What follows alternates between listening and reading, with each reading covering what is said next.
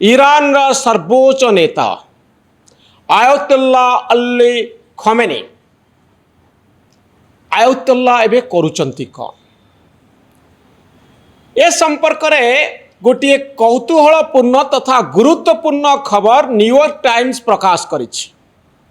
ଖବରଟି ହେଉଛି ଏମିତି, ଏକ ସୁରକ୍ଷିତ ସ୍ଥାନରେ ବଙ୍କର ଭିତରେ ଅଛନ୍ତି ଆୟତୁଲ୍ଲା ଅଲି ଖମେନି, ଇରାନର ସର୍ବୋଚ୍ଚ ନେତା।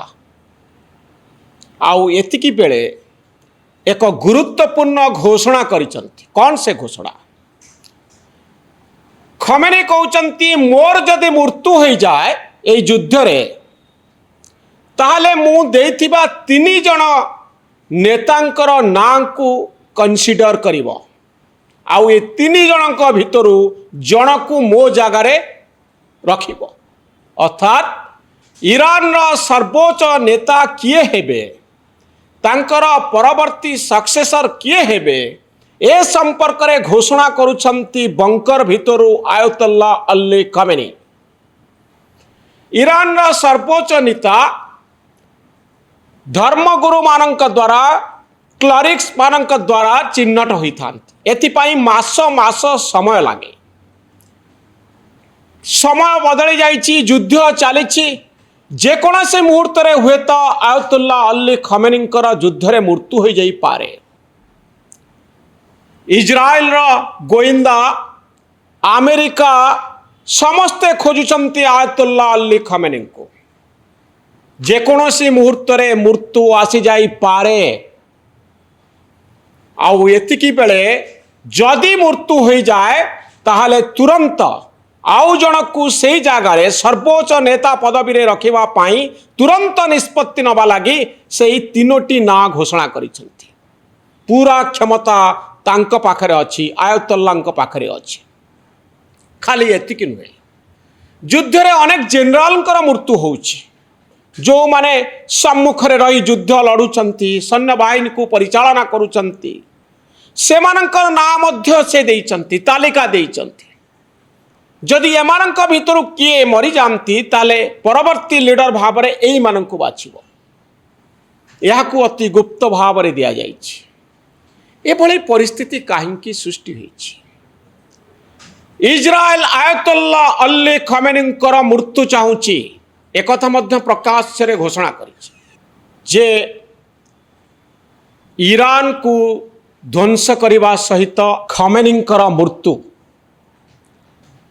ଆମେରିକା ଯାହା ଚାହେଁ, ଇସ୍ରାଏଲ ସେଇଆ ଚାହେଁ। ବଙ୍କର ଭିତରେ ଲୁଚିଥିବା ଆୟତୁଲ୍ଲା ଅଲି ଖମେନି ଯେକୌଣସି ମୁହୂର୍ତ୍ତରେ ମୃତ୍ୟୁବରଣ କରିପାରନ୍ତି, ଏକଥା ସେ ଜାଣିଛନ୍ତି।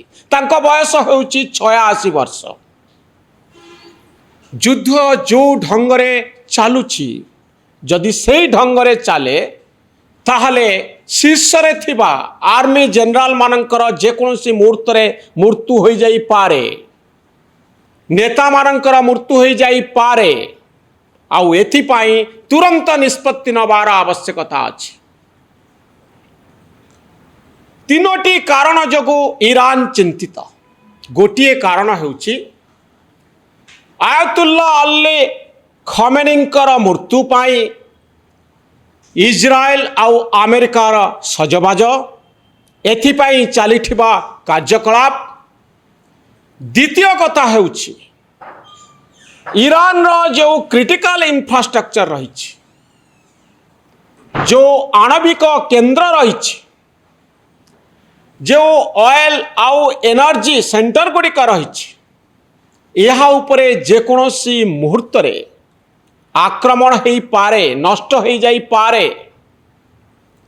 ତୃତୀୟ କାରଣଟି ହେଉଛି ଇରାନର ସେନାବାହିନୀ ଭିତରେ ଇସ୍ରାଏଲର ଗୁପ୍ତଚରମାନେ ଥାଇପାରନ୍ତି। ଯେକୌଣସି ମୁହୂର୍ତ୍ତରେ ଏମାନେ ବିଭୀଷିକା ସୃଷ୍ଟି କରିପାରନ୍ତି। ଏ ଭୟ ସବୁବେଳେ ରହିଛି।